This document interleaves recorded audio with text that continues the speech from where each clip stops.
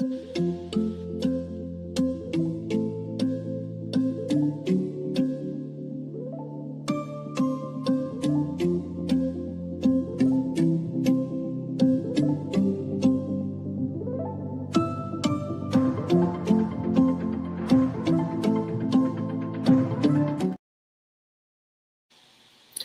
evening. Welcome to Swag Her Magazine, The In Between.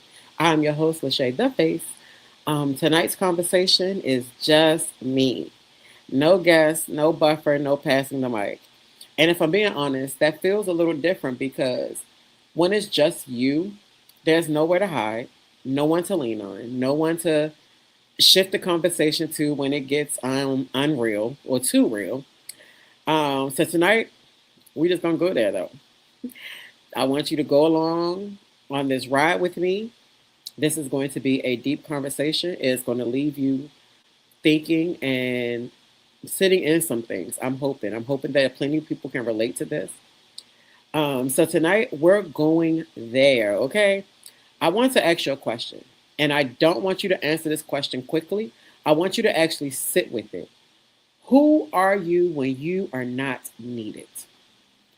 Not when you're being a mother, not when you're being a partner, not when you're showing up for your friends, your job, your family, your community, but when nobody is calling your phone, when nobody needs your help, when nobody is asking you to fix anything, solve anything, or hold anything together. Who are you then? Because a lot of us have built our entire identity around being the strong one, the dependable one, the one people can always count on. And the truth is, people celebrate you for that. They praise you for always showing up. They thank you for always being there. They lean on you so heavily that at some point, it starts feeling like a choice. It starts feeling like who you have to be. But let's be honest, what happens when being needed becomes the only way you feel valuable? What happens when you don't even know what you like anymore? Because you spent so much time pouring into everybody else. Now, with that point, I'm going to stop right there. I can relate to this topic heavily. I have been a mom since the age of 15. I have been a wife since the age of 22. Somebody's wife, okay? And it is easy to become what the world wants you to be. Now, even in childhood, okay, I'm gonna tap into that a little bit later. But that affects you becoming the strong friend, the needy friend, the dependable friend. It does. Reason being, sometimes a lot of us have to pick up the slack for certain things, right? But as a mom, for me, being a mother at such a young age, I was told what I could not do, could do, should do as a young mother. I didn't get to figure it if I even wanted to be a mom. I didn't figure out until I was well over an army of kids before I realized that I was not ready to be a mom when I became a mom at all, whatsoever. However, that wasn't a decision that I was able to make on my own when I was younger. So then it makes you become the reliable one, the one that sacrifices any and everything to try to make sure that your children are okay, your spouse is okay, because that was the two titles I had. That's who I was. Um, and you also grow up faster, so you don't get to really figure out who you really are anyway. So a lot of your life, you're walking around in what expectations or what other people have put on you, and you taking it on as your identity. Now think about that. What in your life have has been put on you, or expectations or anything has been put on you that you did not ask for? You did not even agree to it, but it became your everyday life, your norm. Now, what happens when you finally get a moment to yourself and instead of feeling peace, you feel empty? I can tell you my first divorce probably was the emptiest time of my life because I did not know what to do. I had, like I said, I've already been a mom, I'd already been married, I've always been around someone. It was so empty. I felt alone even when I wasn't alone. and I didn't take the time to actually enjoy the peace, I found other stuff to go do. I found ways to be there for friends. Now, my friends was there for me too, though. So I ain't have a one-sided friendship. But I would find stuff to go do. I would go out 3, 4 times a week just so I wouldn't have to sit with myself. So I wouldn't have to take the time to figure out who I was, what I needed, what I didn't want. I didn't. I went out and occupied my time with a way of feeling needed, literally, whether it was to drive, to be the mother of the group, to feel like the protector. I needed that. I felt like I had to have that. And if I did not, what was going to happen to me? And that's what we're going to talk about. Because in this space, the in between is where we tell the truth. It's where we sit in the uncomfortable space between who we've been and who we're becoming. And tonight we're peeling back the layers of the roles, the titles, and the expectations to figure out who you really are when nobody needs you. Now, with that, I'm going to go way deeper, way deeper. Let the silence be uncomfortable. We are not going to rush this conversation. Why is that a question? Why is the question of who are you when you're not needed hard to answer? Because do we really know who we are? Have you ever sat with yourself and really examined who you are if you are no longer needed? Because a lot of us, let's think about it. It's so many parents that our kids are, they're empty nesters now, where they had soccer, they had dance, they had school programs, they had all these things they had to fulfill. And then when these kids go off into their own world, stuff fall apart, marriages fall apart. The parent is their self fall apart because we confuse the role with the identity. Being needed equals feeling seen, valued, important. Do you know yourself or just your responsibilities? That's a hard thing to sit with. Do you really know yourself or just your responsibilities? And when I say responsibilities, I mean being a mom, being a friend, going to work, making sure your car work is okay. Do you ever really take the time to examine who you are when you are no longer needed? How we became the strong one. It didn't start as a strength. It started as a survival. Child roles, fixers, peacekeepers, the helper. You might have been the one that your mom called on the most. I am definitely guilty of that. I have several children, but I can honestly say every single one of them in some way, some capacity, I relied on them in roles that were not theirs. And now I do try my hardest to take the time to take them out of those roles and teach them what I had to learn now. So they're not learning themselves at the age of 46. That they know that they can divorce the titles and it's okay to not be needed because you can take that time and put it into yourself. You can take it and put it into your career. You don't have to put your life on hold because you're a mom. You don't have to put your life on hold because you're married or you have a spouse or because you have to go work a job. You do not have to put anything on hold. But when it comes to childhood roles, a lot of us were put in those roles, and then it pours over into our adulthood. We don't even know what our real friends are or what we even need in a friend because a lot of us still have the friends that our parents gave us. It's not even a friend you went and found yourself. It's the friend that your mama had because she best friends with such and such. That don't mean you got to be friends with that child because your parents was friends. But a lot of us are raised that way. If your mom is close with Aunt Susie got a daughter named Jenny, then you and Jenny are going to be best friends because the parents are. That is not another role that is put onto children at a young age, right? Being praised for over giving. We see that all the time. We see that. Okay, so when I say praising for over giving, when a person can see your cup is empty, but they still see you pouring out, knowing you have nothing else to pour, but you're still pouring out this empty cup to the point it's a dry mark at the bottom. Okay, people will cheer you on for giving out of your emptiness. Let me tell you, stop it, stop them. they're not helping you to become whoever you are supposed to be and who you want to be, because they're giving you that tap on the back. And if you need to feel that, like, just for example, if you had parents that never ever showed you appreciation or love or sincere care, they didn't protect you. You always felt like you had to fight to be heard, or you had to buy them to get love, or you had to jump over hoops and hurdles and all this stuff to get their love and attention. You are one of these people that will not know what to do when you are not needed, and you will crumble because you haven't taken the time to sit down and go over the expectations that you want for yourself. You don't have to buy anybody's love, but nobody's going to tell you that if they're gaining from that, you're not going to, nobody's going to come and tell you.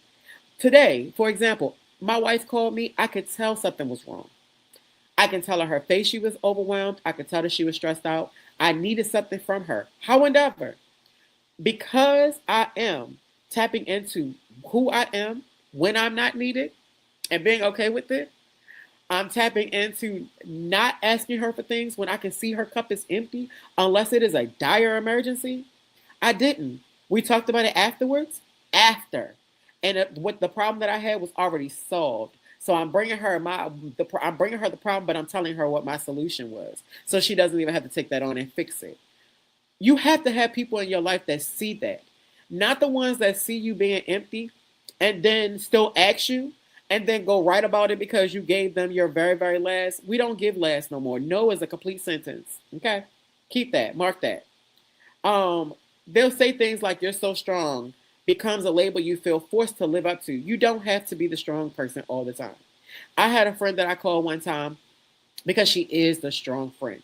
I think I've only seen her cry one time, and we've been friends for, I want to say, like 8 or 9 years now. And one day something was going on, and I was like, I just wanted to check on you because, like, you're the strong friend. Like, you're always a strong friend. You don't never need anybody. You don't show that you need anybody. But I just wanted to check on her because I do know what it feels like to feel like you are that strong friend, that you don't have a place that you could just crumble if you want to. Not saying you have to, but crumble if you want to, because everybody around you come to you to solve everything. They come to you to be the solution. No is a complete sentence. And no, saying no will also help you to be able to be okay when they don't need you, because you've already put them in a place. Because let's be honest, most people that need you all the freaking time, they are users. They are leeches. They're not going to try to figure out nothing on their own whatsoever, because you are the one that's solving everything. But if you take that time and say no and make them solve it themselves, yes, your phone is going to stop ringing. Yes, conversations are going to dwindle. However, yes, you will be able to be who you need to be and who you are desired to be without having to be anybody's strong person, anybody's fixer, anybody's helper, anybody's peacekeeper. No, nobody checks on the strong one. They lean on them. And be mindful. If everybody leaning on you and anybody checking on you, redo your whole life. Pick out the people and put them where they're supposed to be. It doesn't mean you have to get rid of them, but they should be in a place that it does not affect who you are. Now, my next piece, the addiction to being needed. Now, I think I said it earlier, but I suffered and suffer still from that. My job that I'm on right now is paying pennies. But you know what drives me to get up every morning and go? The pats on the back that I'm talking about. So this segment is not just for you. I talk to myself as well. I take the tips that I say and the things that I'm saying today, and I'm going to apply it to myself. I do. I sit in my things. I really, really do. I sit in it until I can make sense of it. But that job is because I'm great with certain kids, the ones that a lot of people don't want to deal with or are tired of dealing with. And that pat on the back is bigger than the payment. That payment ain't doing nothing for me. Okay. When I say nothing, I mean nothing. Me getting up every morning to go to this job and walking away with pennies, what gives me that feeling that I'm looking for, that addiction of being needed, is exactly that.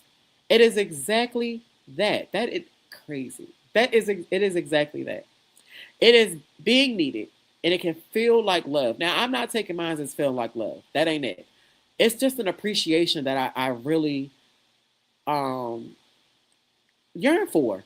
Honestly, I yearn for knowing that I'm appreciated. No lie. Feeling useful, feeling important, feeling validated, feeling like if I'm not there the next day, I'm going to hear everything these kids that I absolutely love did because I'm not there to make sure they're not doing what they normally would do. Even when I go on my lunch sometimes, I have a kid that they wait until I leave out their room and they go bananas. And I can come back and literally say, go to your seat, let's go, use your feet.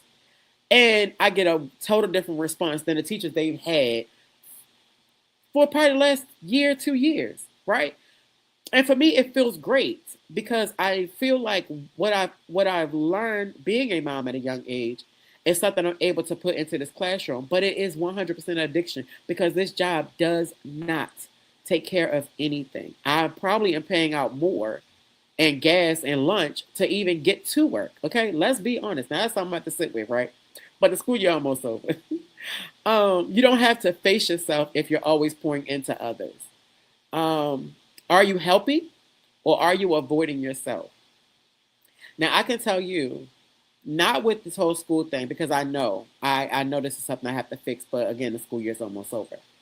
But I know it has been times that I 100% was avoiding myself and avoiding the truth, avoiding what I needed. Because believe it or not, some people stay busy helping others so they don't have to heal themselves. My God, today. You ever see somebody always got something to do? Because they don't want to sit with themselves or sit or deal with something, so they just stay busy. It's a real thing. It's a real thing. Okay. Let's talk about the hidden cost of always being needed. Burnout, the top one, mental, emotionally, and physically. Yes, Tuesday, I was completely drained. I felt like there was no breathing space for me on Tuesday. None. Not before school, not before work, not after school. No breathing space. I literally came home, and one thing I do not do is listen to meditation music when I go to sleep. I have to watch a TV show. That's my way of digressing. However, Tuesday, I had nothing in me to hear anything about anything.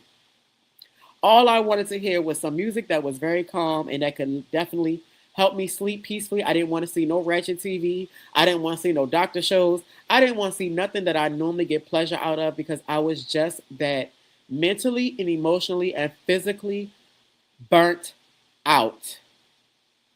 Even today, I was exhausted. I have to go to class in a few minutes. Um, Burnt out. When you see this, I'll be out of class. But I do. I came home today. I went to work, long day, stressful evening, came home, did this. Now this is not because I feel needed.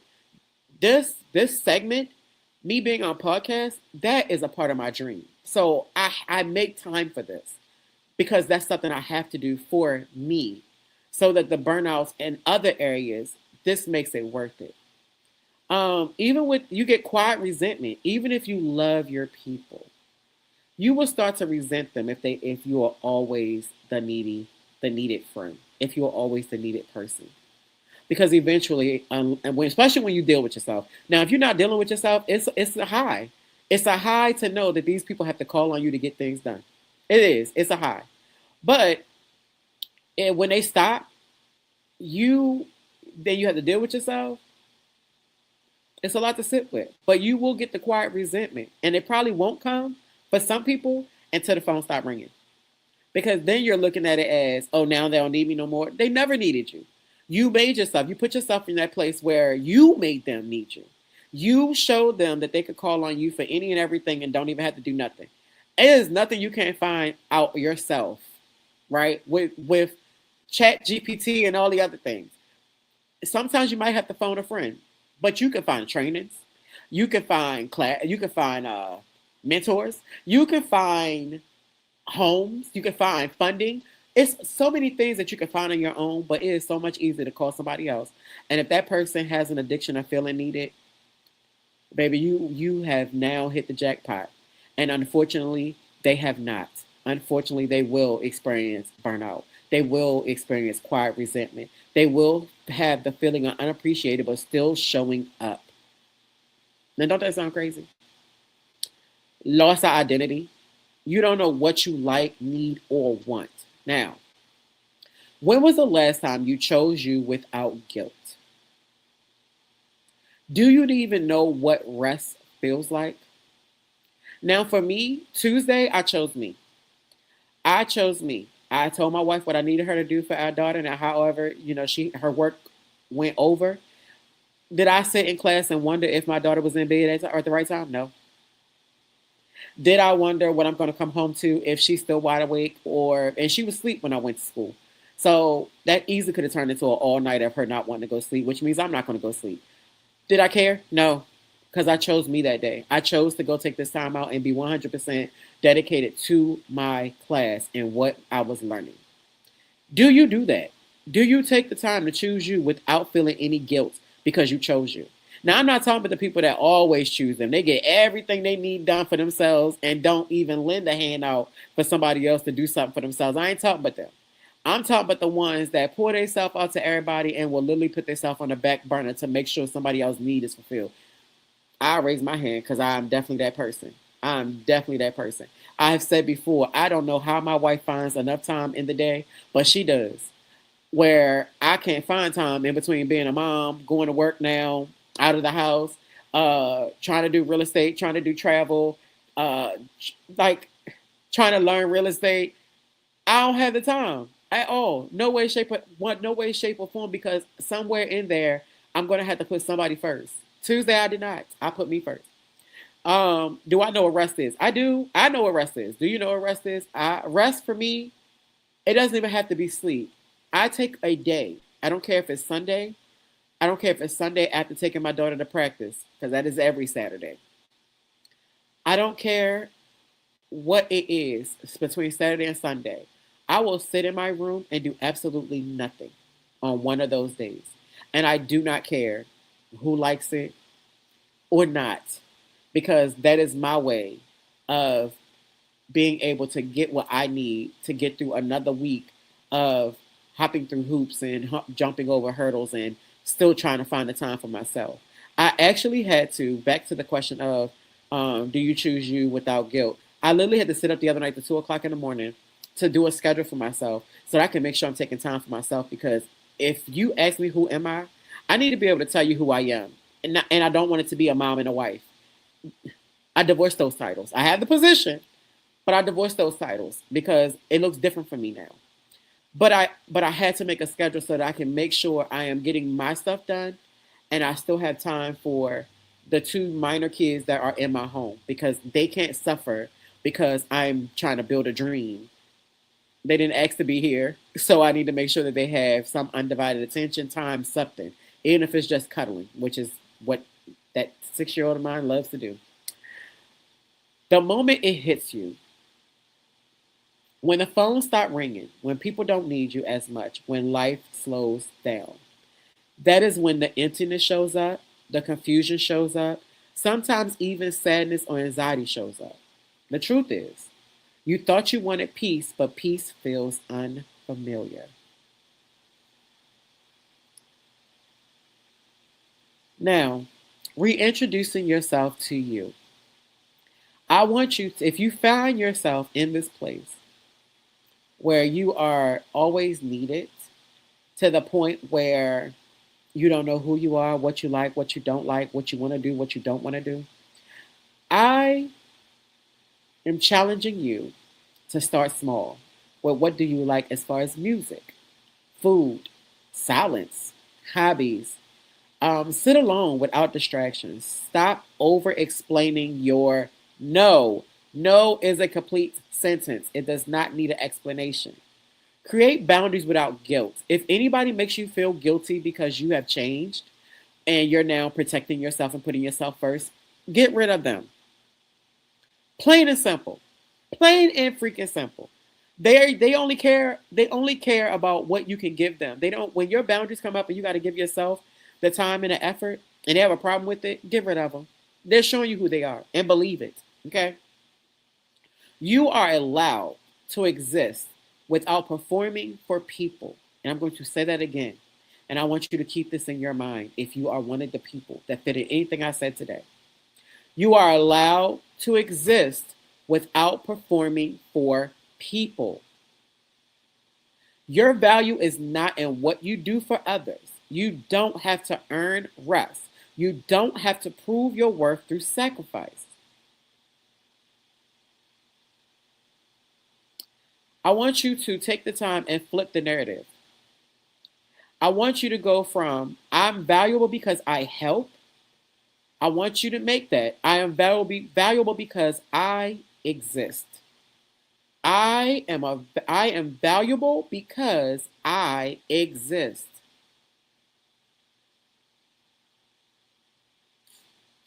And I want you to know this is your in-between space. You are not who you used to be, but you're not fully who you're becoming yet. You're allowed to meet yourself again. You are allowed to become someone who doesn't abandon themselves. You are allowed to be needed, but not at the cost of yourself. If your cup is not full, do not pour anything out.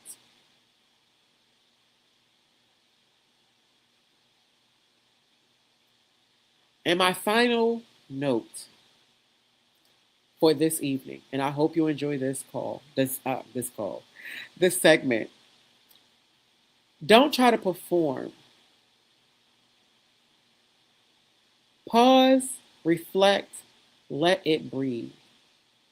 Before we leave tonight, I don't want you to rush out of this moment. I want you to sit with yourself. Not the version of you that shows up for everybody else. Not the one that keeps everything together, but the version of you that's been waiting quietly underneath all of that. Because the truth is, you've been there for everyone. But have you been there for you? And that's not judgment, that's awareness. Okay?